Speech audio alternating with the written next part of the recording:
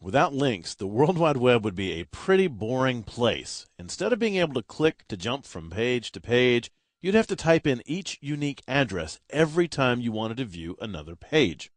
It's no exaggeration to say that without the ability to create links, there would be no internet. So knowing how to create links in Dreamweaver is pretty important. It's also, you'll be glad to know, pretty easy. Before we get into how to create a link in Dreamweaver, let's take a moment to learn the basics of links and a few of the different types you can create.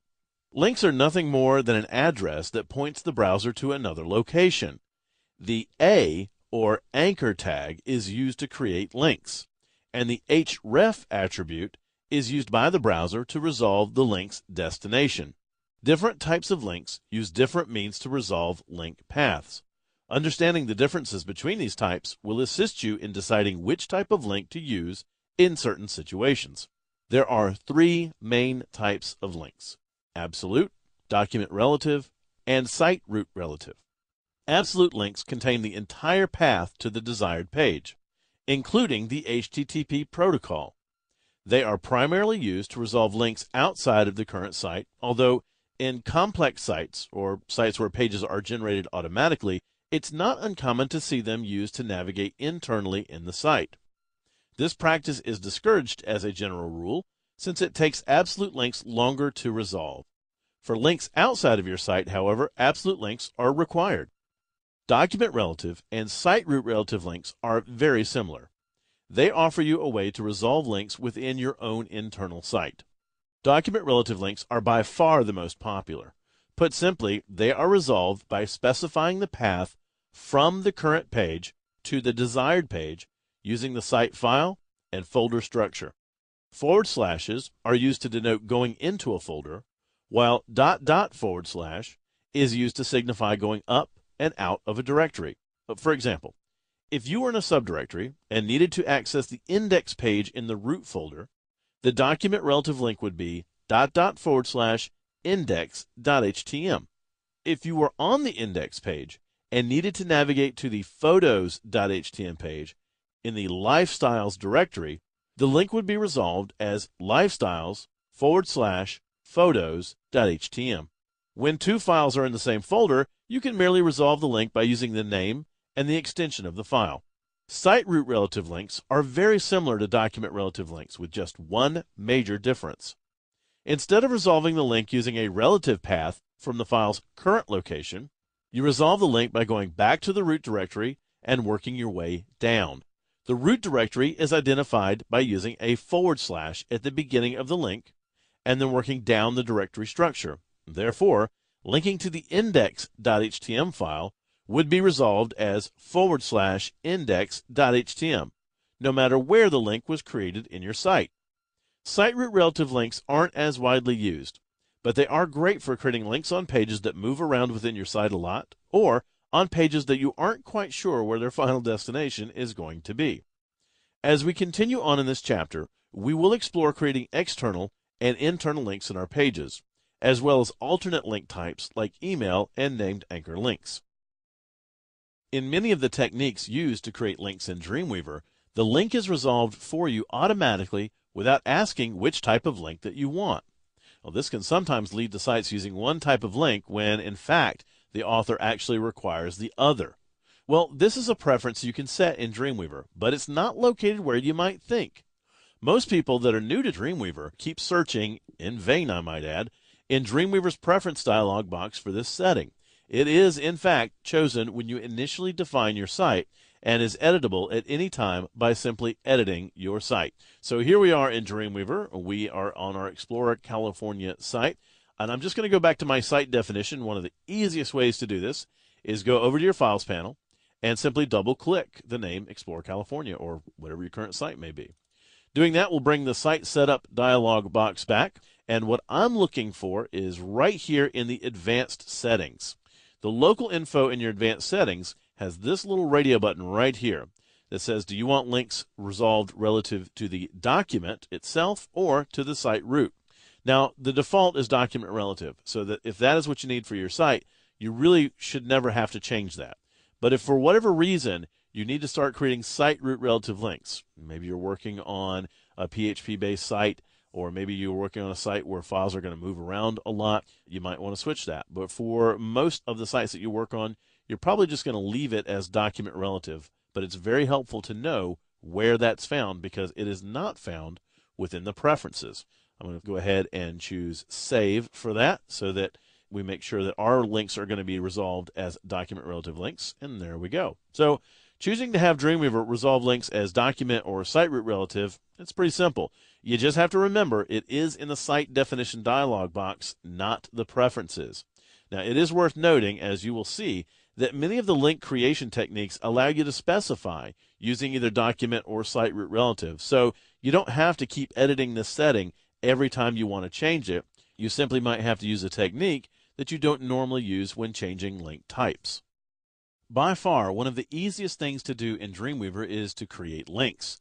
Well, that's a good thing, too, because you're going to be creating them so often. I can think of at least 6 ways to create links in Dreamweaver right off the top of my head, and I'm sure I'm probably missing a few. Honestly, though, no matter how many different techniques there are, you'll probably, like most designers, just use a few favorite core techniques when creating links on the page. In this movie, we're going to explore a few of those core techniques and talk about their pros and cons. So here I have the resources.html file open from the 0903 folder. And there are a lot of things on the page here that need to link to other pages throughout our site. So this is a perfect page for us to be experimenting with. All right, so one of the first things I want to do is insert a link by using either the menu or my common objects. Now, for this link, it's actually better if you don't already have the text on the page. For the majority of the links that you're going to be working with, those techniques work great if the text is already on the page, but for this one, not so much. So if you read the first paragraph, you're going to see one sentence that looks a little odd. For example, this bit of text right here, and some that can help you. Seems like something's missing there, right? So I'm going to place my cursor right after the word some and hit space, and that is where we're going to be inserting our link. So what we want to do is we want to go up to our insert menu, and notice that when you go up to insert, one of the objects that you can insert on the page is a hyperlink. So you'll often hear links referred to as hyperlink, and that would insert a link on the page. Now that's going to give us a dialog box that has a few options that some of the other techniques that I'm about to show you don't have. So sometimes this is actually the preferred way of doing this. Now, the exact same type of link can be inserted on the page by using the insert panel. So let's go over to our common objects, and to show you how common they are, it's the very first object in common objects. So right there, that little link icon, you want to hover over that and just click it one time. So it doesn't matter whether you go from the menu or you go here, you're going to get a dialog box that comes up that, again, is going to give you some options that some of the other links don't give you. So the first thing it wants to know is, well, what text would you like for this link? We're going to type in additional resources. The next thing it wants to know is the link itself, and this is going to be, what page do you want to go to? You can type it in yourself if you happen to know the exact path to that, or you can browse. I'm going to go ahead and browse here. And by browsing, if I'm working on a dynamic site, I can browse to a data source as well. So if you have a link being generated by a database, you can use this particular technique to get that as well. Well, I am going to go down into the 0903 folder. I'm going to find my resources folder, open that up, and inside that, I'm going to highlight this links.html. That's the file that I want. I'm going to go ahead and click OK. And now we can see that that is resolving right there inside my link dialog box. Now the next thing that this is asking me is target. If you grab the pull down menu, you can see that there are a few sort of reserved keywords for this: blank, new, parent, self, and top. Now for the most part, those are referring to frames, and very few sites are using frames these days. However, you are going to occasionally want to use underscore blank. As we'll see later on when we're doing some of our absolute links, underscore blank will open up your link in either a new page or a new tab, depending upon the browser that you're using. Since we're linking internally to our site, we don't really want to do that, so I'm going to leave that blank. Here's my favorite part of this particular technique. Notice that we get to title our link right off the bat. So what is a link title? Well, think back to the chapter where we were working on images. When you place an image on the page, you need to give it alt text. That is alternate text that allows browsers and other user agents to sort of describe the image. Well, that's what titles do for us in links. When a link has a title, browser agents, screen readers, things like that can give some feedback about what the link is. So this actually becomes sort of descriptive text. So for this title, for example, I could type in links to additional resources. And what's really nice about this is when somebody hovers over this link, a little tooltip that says exactly that will come up. We also have some accessibility options here. We could give an access key and a tab index to that. Not all pages require that amount of accessibility, and that's really a personal decision based off of the site you're working on. For the site we're doing, we don't really need to do those, so I'm just going to go ahead and click OK. Now notice what this method did for me. It went ahead and placed the text on the page, resolved the link for me, added a title to it, and it did that all at once. So that's actually a really efficient way of putting a link on the page. You'll hear some people say, well, I don't like going up to the menu, I don't like going up to the insert panel, but frankly, that method is going to give you some options that some of the other methods that we're about to do don't give you. So I really like that. All right, the next thing I want to do is towards the top of this paragraph, you're going to see here you'll find frequently asked questions, or FAQs, for each of our tour packages. That's going to link out to a page, so go ahead and highlight the FAQ portion of that. Now down in your Properties Inspector, you're going to find a little area right down here for any link that you want to make. Now you want to make sure you're looking at the HTML properties and not the CSS properties, so make sure you're on the HTML tab. Out beside that link dialog box, there are two symbols. One looks like a little target, and if you hover over it, it says point to file. The other one is a folder, and it allows you to browse for a file, and that's the one we're going to do here. So I'm going to click Browse for File, and that is going to jump me right in the resources directory, so I didn't even have to browse because that's where we went last time. But if you need to, just browse to the 0903 resources folder, and you want to highlight the FAQ.htm file. Once again, here you get a chance to resolve this document relative to either the document or the site root. So if you ever need to change it based off of what is already defined in your site definition, this is one of the methods that will allow you to do that. I'm going to go ahead and click OK, and there it went ahead and resolved my link for me. Notice that it did not do a title for me. It did not prompt me for that. So if I wanted to title this, like just say frequently asked questions, I have to do that manually. So it's okay, it's another step that I can do, but if you forget that step and you meant to have a title there, that method doesn't prompt you for that. Okay, so the next thing we want to do is use the point to file icon, and it's one of my favorites. So I'm going to go right down here at the bottom of the paragraph and highlight the word contact. When you're looking to create a quick and easy link, there is nothing better than the point to file icon. So with the text contact highlighted, I'm going to go down to my Properties Inspector, once again making sure I'm on HTML properties, and I'm going to click and hold the mouse down on that point to file target. Now once your mouse is held down, all you have to do is drag over to your Files panel. So for this technique, you want to make sure that your Files panel is visible. I'm just going to mouse over with the mouse held down, and I'm going to go right here to Contact. Now what happens if it's in a subdirectory and you forgot to open up the subdirectory? Well, that's not really a problem. If you hover over a subdirectory, that subdirectory will automatically open and give you access to anything inside of it. So this operation allows you to get whatever you'd like. I'm going to go right here to Contact, hover over it, let go, and Dreamweaver finishes the link for me. Right there, contact.htm. Once again, there is no title, so if you want a title, you've got to remember to do that manually. The last method I'm going to show you guys requires a little bit more manual labor. I'm going to go right here to the word privacy, just above terms, and we want to link to our privacy page. Now our privacy page will be in our resources directory. We don't have one there right now just because we haven't created it.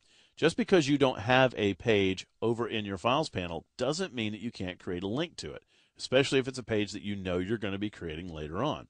The only problem with that is you can't browse to it because it's not already there. You can't use the point to file icon because it's not already there. So what you need to do is resolve that link manually. So knowing that the page that we're in right now, resources, is in the root directory, and knowing that privacy is eventually going to be in the resources subdirectory, then it's pretty easy for me to know how to resolve this link, even if the page doesn't exist. I'm going to place my cursor right there in the link dialog box. I'm going to type in resources/privacy.htm. The link is created, and even though that page doesn't exist just yet, it will eventually link to that page when we build it. So you can create links manually if you want to. You just have to remember to type them in. Spelling counts, and you are in charge of resolving that link. So you got to make sure that you know the path from where you are right now to where that page is going to be, and then you can go ahead and type that link in. Now, there is one more way to quickly create links that I want to show you before we finish this exercise. Let's scroll all the way down towards the bottom of the page, and we want to go right down to this section, Trip Planning. Here we can see that we're referencing the Frequently Asked Questions page again. Well, we've already made a link for that. If you've already made a link once in this page, you don't have to keep doing it. I'm going to highlight the text FAQ there. I'm going to go down to my Properties Inspector, and right where the link dialog box is, you can see that's actually a drop-down menu. So I'm going to go ahead and click that drop-down menu, and here are all the links that you've been working on in your site. So each and every page, every time you create a link, it's going to store it, and then every time you need a new link, if you've already created it, you can just grab that pull-down menu. So at this point, the only problem we're having is figuring out exactly where that is. And in this case, it's right here, resources/FAQ.htm. All I have to do is click there, and it's going to resolve that link for me. Now, we won't remember any of the other settings that you've done. So if you've already created a title for it, well, you're going to need to create that title again here, because it's not going to retain that. It's just going to retain the path to the image itself. So there you go. I think it's pretty easy to see why there are so many different ways to create links in Dreamweaver. Some are designed to allow fast and accurate link creation when simple links are required. Now, other methods are designed to accept more input based on the current needs of that particular link.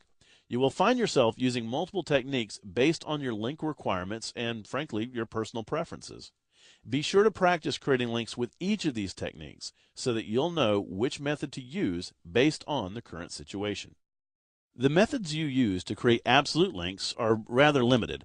Since you can't really browse to your hard drive for external websites, you're going to have to know the exact link. That can be tough at times, especially for longer generated links, so copying and pasting the link can be a real lifesaver. Let's check out building some absolute links. So here I have the resource.htm opened up, and I just have a couple of absolute links that I want to create for our site. I'm going to scroll all the way down towards the bottom section, and right here under the tour checklist section, we have the sentence, for more information on traveling to California, go to visitcalifornia.com. So I'm going to go ahead and highlight visitcalifornia.com and click inside the link dialog box. There I'm just going to type in http://www.visitcalifornia.com. Now I hit return. Notice that I had to type in the protocol as well. So not just www. Absolute links have to be the entire protocol, the HTTP or HTTPS or whatever the protocol is going to be. You have to place that on the front end of it. Now, I'm also going to go ahead and target this to a blank window. Now, this will either create a brand new window or a new tab based upon the browser that your users are using. The benefit of that is if you're going to send somebody away from your site, navigate them to another location online, you often want to make sure that your site stays up. That way, if they're browsing around for a while, they don't have to hit the back button 15 times to get back to your page, and if they close the tab, they're right back into your page. You should be a little careful about that, though, because you don't want to cause somebody to have 15 open tabs just by clicking around your site. So my advice to you there is just use it judiciously. So I'm going to go ahead and save this file. And there's another file that needs our attention. I'm going to go over to my Files panel. So I'm going to go in my Tours folder, and I want to open up the Tour Detail BigSur.htm. If I scroll down a little bit, I can see that at the very bottom I have this little paragraph where I can view hiking trail information or a map of Big Sur. Well, we want to send our users to Google Maps and give them a map of Big Sur. That's going to be a really long link, and frankly, I have no idea what it would be. So we're going to go out to Google Maps, find the map of Big Sur, and copy and paste its link into our own page here. So I'm going to switch out to my browser and go to Google Maps. And once I'm on Google Maps, I'm just going to type in Big Sur, California. Sure enough, it lands me right there on Big Sur. And now somebody has an idea of where this is. They can go in, find points of interest, all sorts of things. So I want to go ahead and send them to this page, but if you've noticed, the URL still just says maps.google.com. And that's not going to help me. If I copy and paste that link, they're still going to have to type in Big Sur, and that's not really helping. So what I'm going to do is go right over here, and you can see there's a little link right here for the link to that particular page. So I'm going to click on that, and it gives me two ways to embed that into my website. One would be just the link itself, and the other one would create an iframe which would embed the map on your page. Now, you're certainly free to do that, but what we're studying here is how to create absolute links, so that's not the solution that's going to work for us. So what I want to do is find this top section, and I just want to copy that. So I'm going to highlight that really long query string and copy that, and then go back into Dreamweaver. Once I'm back into Dreamweaver, I'm going to highlight the text, view a map of Big Sur, click inside the link dialog box, and paste. Now, be sure to hit return, and you'll notice that you have a long string of characters right in there. Once again, I'm going to target that to a blank page and do a save all. Make sure that you test this. So I'm just going to go ahead and preview this in my browser. I'm going to come down here to view a map of Big Sur and click on that. And I want to make sure that it goes right back to that Big Sur map I've had before. The reason for that is occasionally when you copy and paste into Dreamweaver's link dialog box, the link might become truncated. If it does, let me show you how to deal with that. We'll go back into Dreamweaver, and all you have to do is highlight your link, go into split screen view, and find the link itself. So here's the link tag that we're working with right now. Notice that the href attribute is the one that contains that really long query string to Google Maps. So if you just go into code view, if you highlight this and paste your link there, it's guaranteed to work. Sometime in the properties inspector, it truncates it a little bit, so you need to be aware of that particular behavior in Dreamweaver. It will sometimes get you in trouble, so make sure you test that thoroughly. So absolute links, they're just as easy to create as any other link in Dreamweaver. You just have to remember the protocol on the front of it. Leaving it off can create a broken link and frustrate your users. Now remember that using _blank for target allows people to browse in a new tab or a new window without leaving your site. And that can be both a good and a bad thing, so you need to think very carefully about usability before committing any link to a new window. While linking to other pages is usually the norm, there are times when you need to link to places within the same page. Usability is an important consideration when designing websites, and although people will usually tolerate scrolling a little bit for your information, if they have to scroll a lot, you're usually going to end up with some unhappy visitors. Named anchors allow us to link to places within the same page, allowing users to just jump further down the page, for example. Named anchors are aptly named because instead of the normal href attribute that links use to resolve the new location, named anchors are merely or anchor tags that have a name and an ID attribute. Other links can reference this name to navigate to the location of the named anchor on the page. Since named anchors typically do not contain any text, and since they have no href attribute, they are totally invisible to the user. They are normally only used as points for the user to navigate to. So here we have our frequently asked questions, or FAQ.html file open, and if we scroll down a little bit, it becomes apparent why named anchors are going to be such a nice addition to this page. So we have frequently asked questions for each of the tour packages. And we have about 5 or 6 questions for each tour package. So by the time you get to the last tour, you have done a lot of scrolling down towards the bottom of the page. So we're going to try to make life a little bit easier by allowing people to jump a little bit further down. Now, if you're paying attention to the page, you've also noticed that we already have links down here to allow a person to return to the top of the page. That is a really good point of usability. If you're going to allow somebody to jump further down the page to your content, you should also give them easy access back up to where they were before. Just because they don't have to scroll down doesn't mean that they're going to want to scroll back up. Okay, so creating named anchors and using them is pretty much a 2-step process.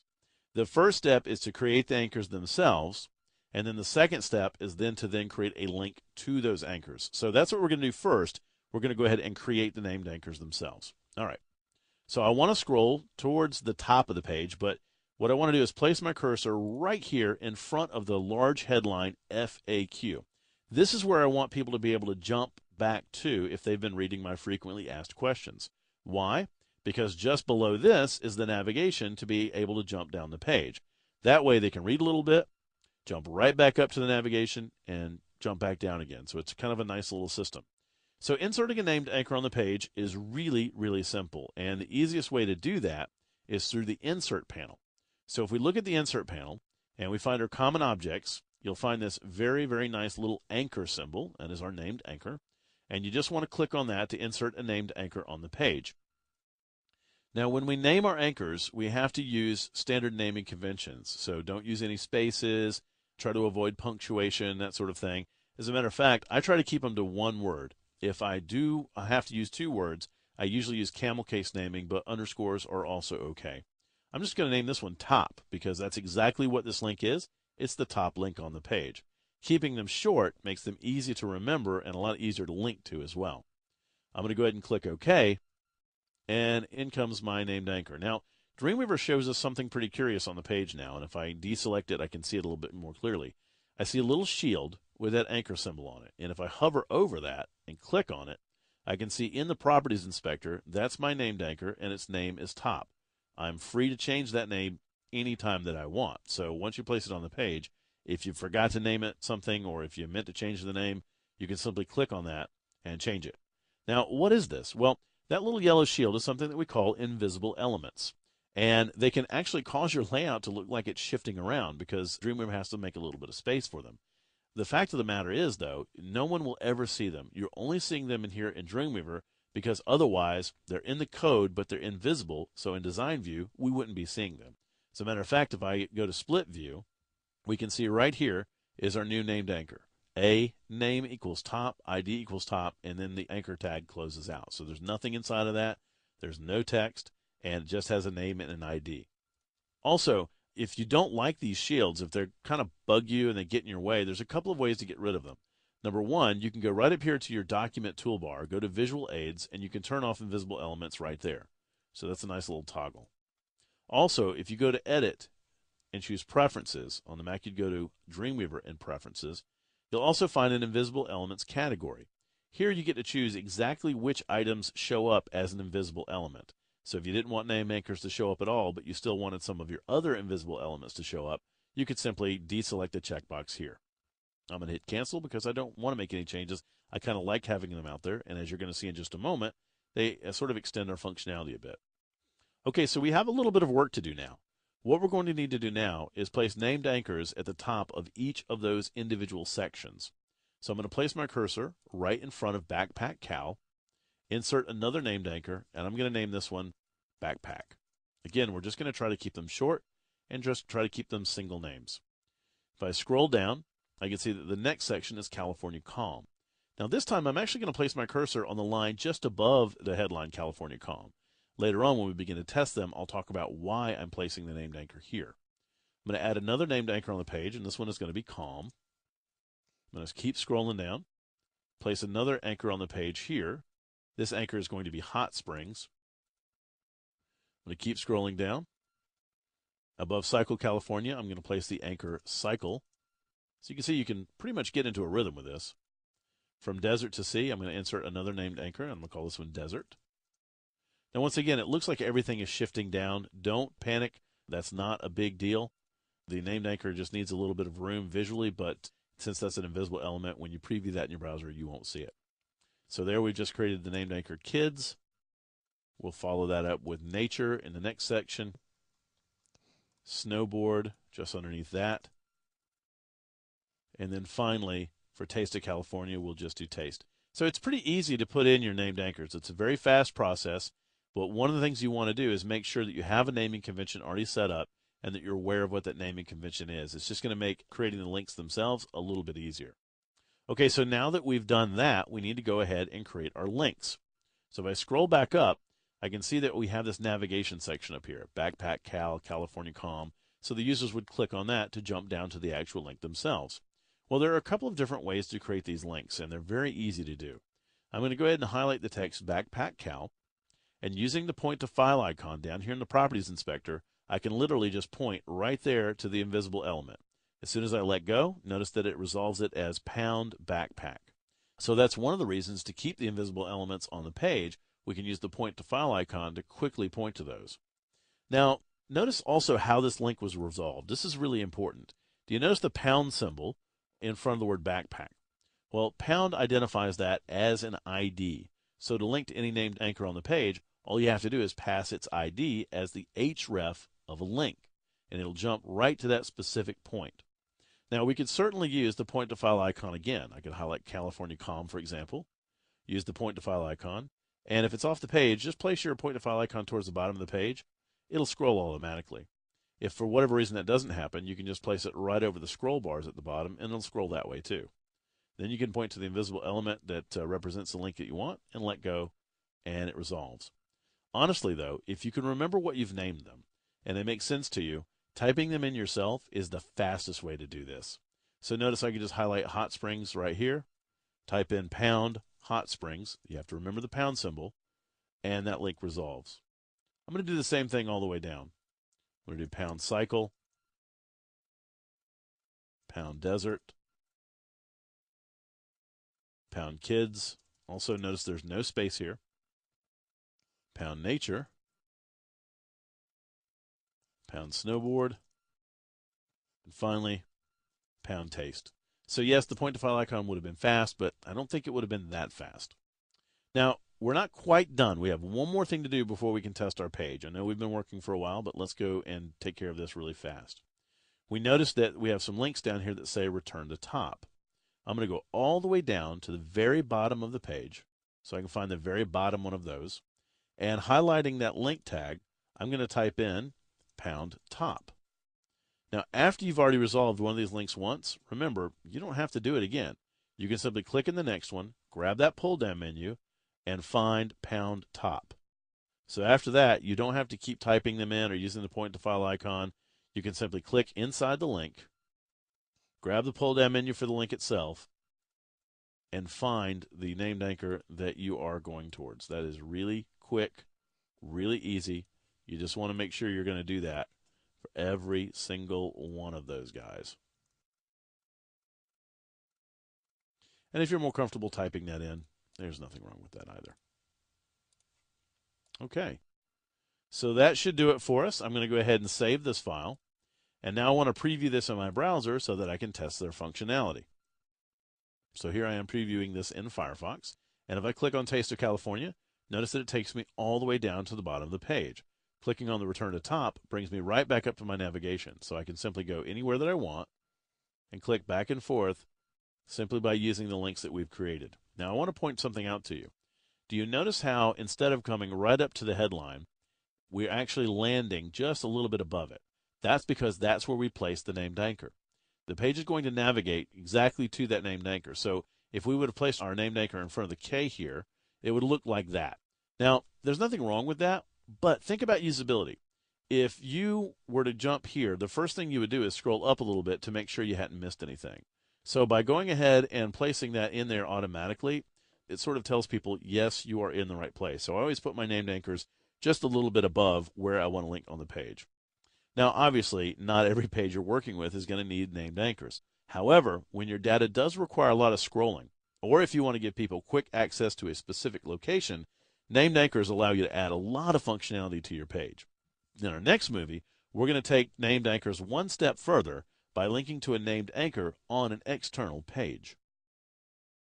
Linking to a point within the same file using named anchors is extremely helpful in negotiating large amounts of data or moving quickly to important information. It stands to reason, then, that one would also want the ability to jump to that specific information from other pages as well. Well, luckily for us, linking to named anchors on other pages is just as simple as using named anchors within a single page. So here I have open the FAQ.htm and the tour detail backpack.htm.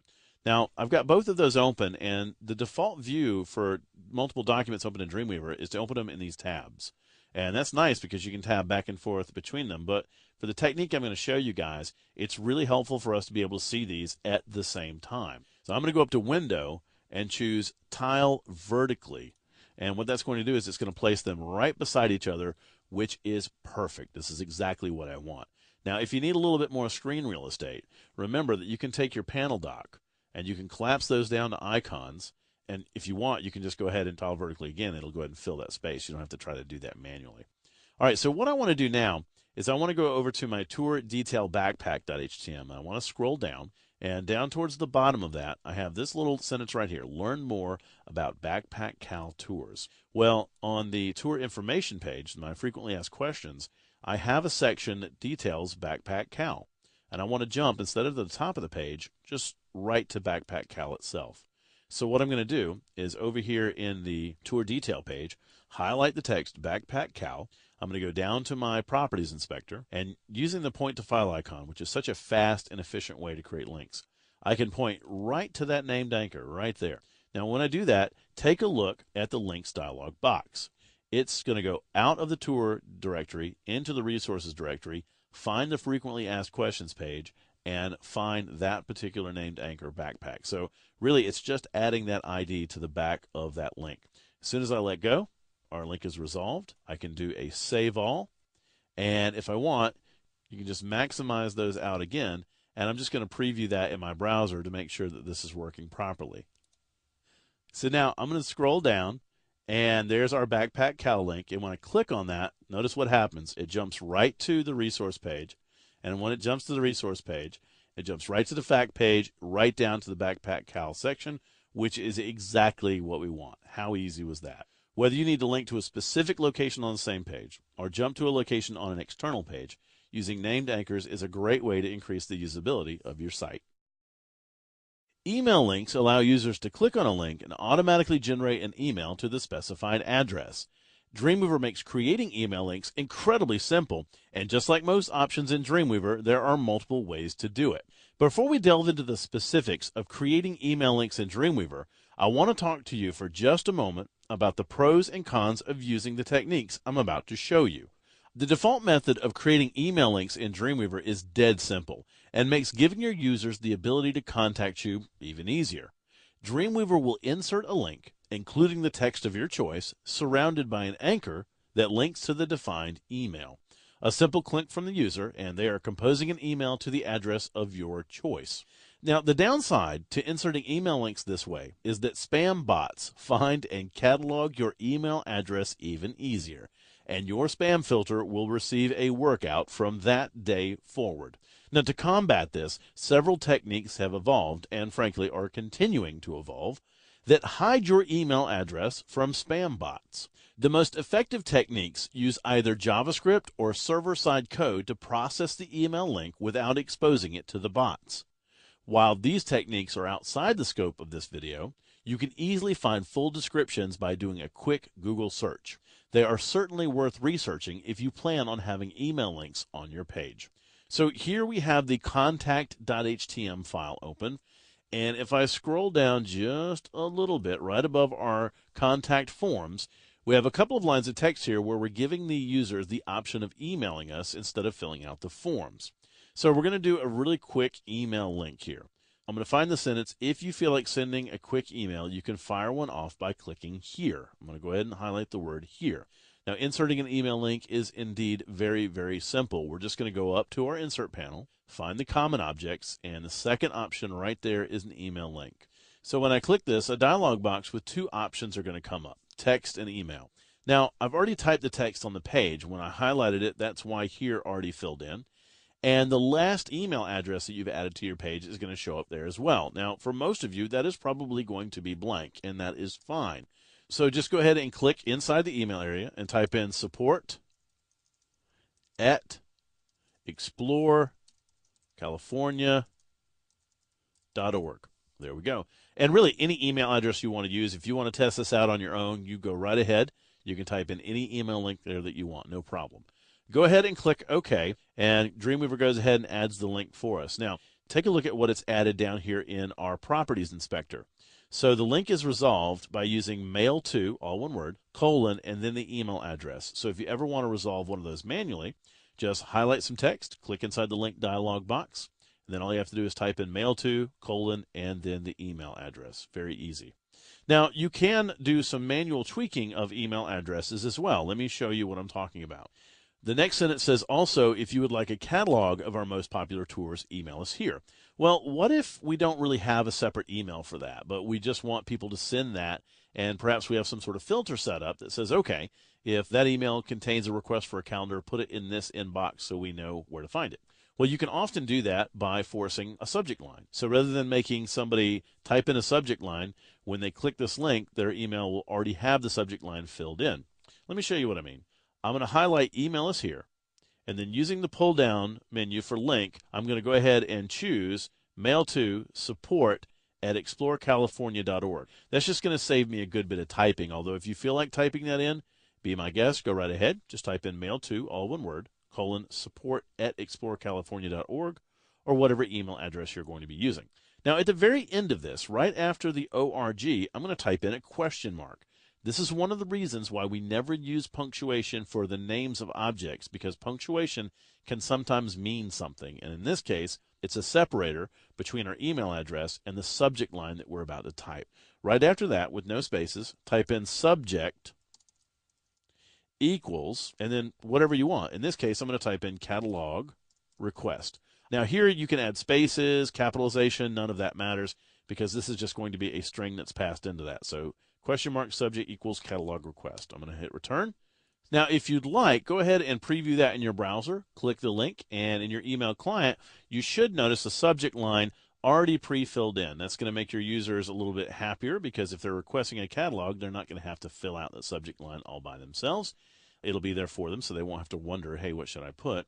And for you, that'll allow you to create rules within your email client that basically says if you receive an email with a subject line, put it in a subdirectory so that I know exactly what they're asking me for. So that's pretty cool, right? Now, email links are a good way to help clients or users get in touch with you, but exposing your email link on the page is a risk that you need to consider before adding them using the default Dreamweaver method.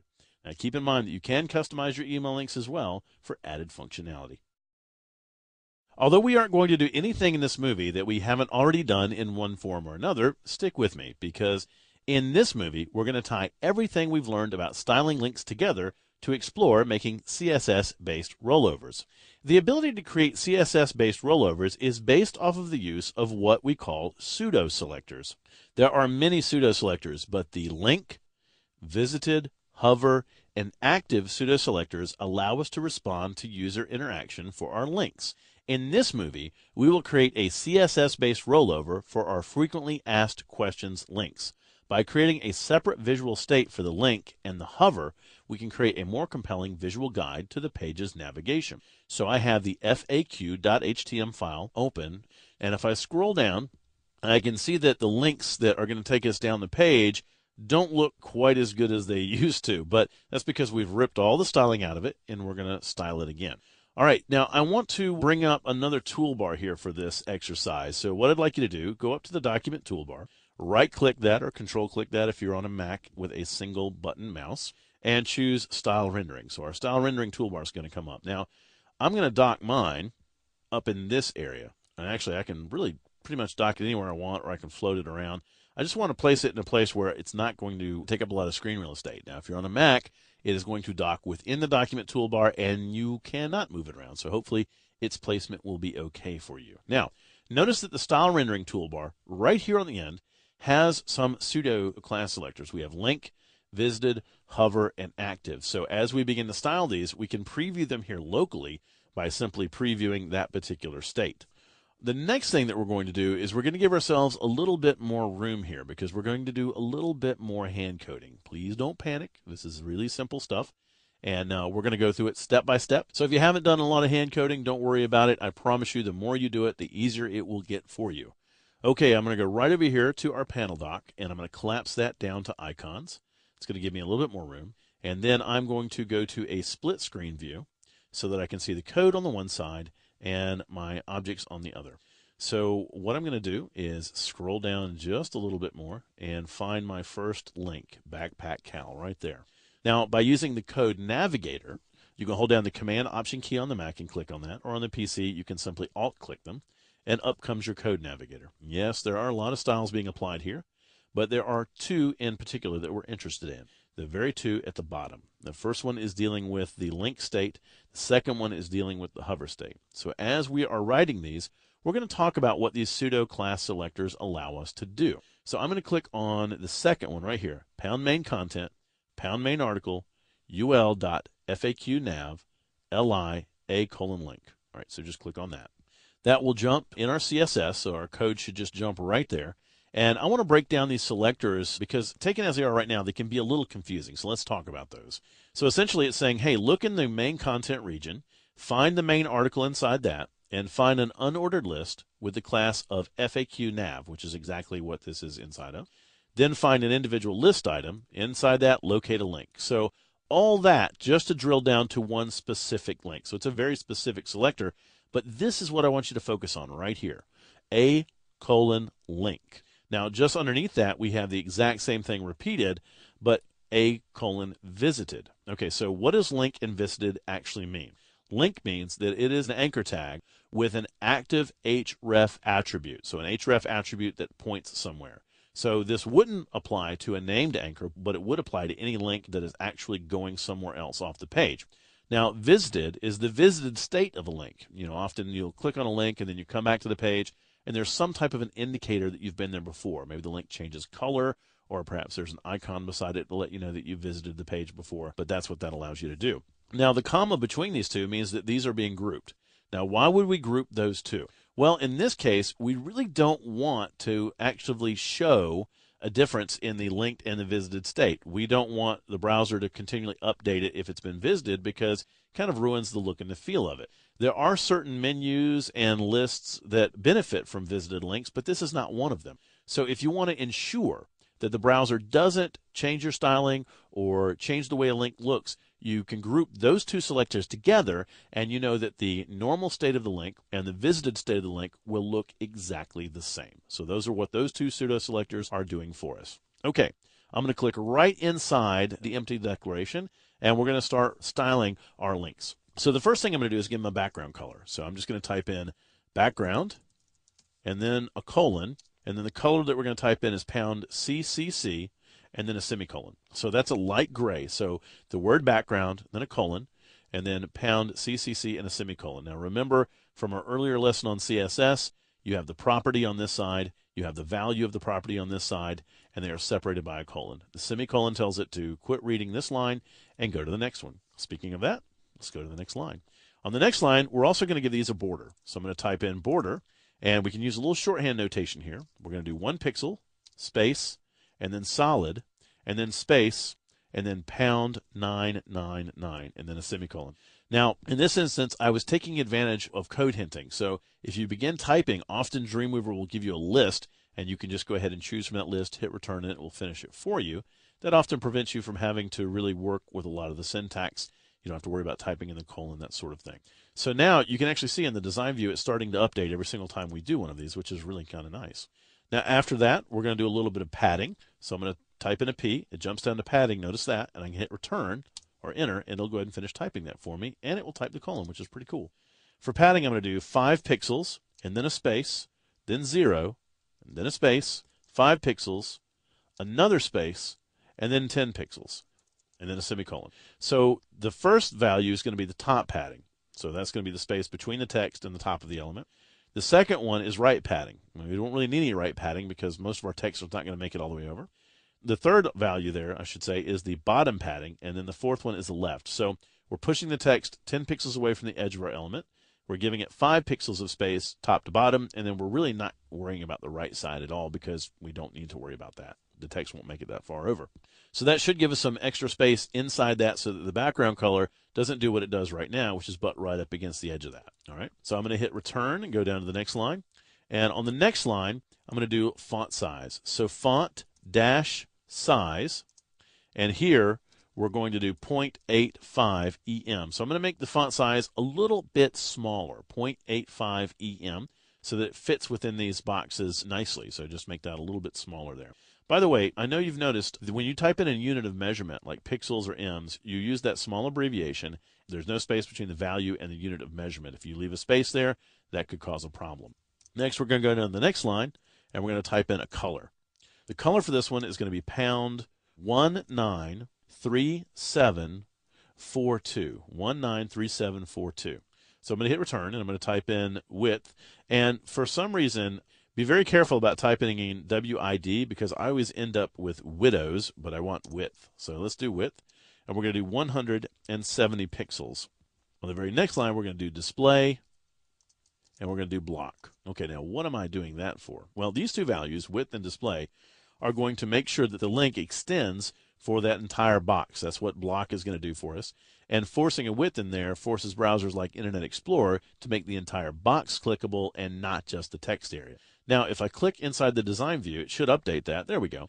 Notice that we get that sort of teal color. We get the gray all the way around that. And our padding is giving us a little bit of distance between the text itself and the box. Perfect. So go ahead and do a save all. And now the normal state of the link is going to look like this, and the active state of the link is going to look like this. But to create a true CSS-based rollover, we now have to work on the hover state. Well, that's what the selector just below this one is going to do for us. So I'm going to scroll down, and just like we did last time, I want to go over this selector. Now, the first part of it is exactly the same, so that whole long path to the element remains the same. However, here we're doing a hover and a active. Let's talk about those two.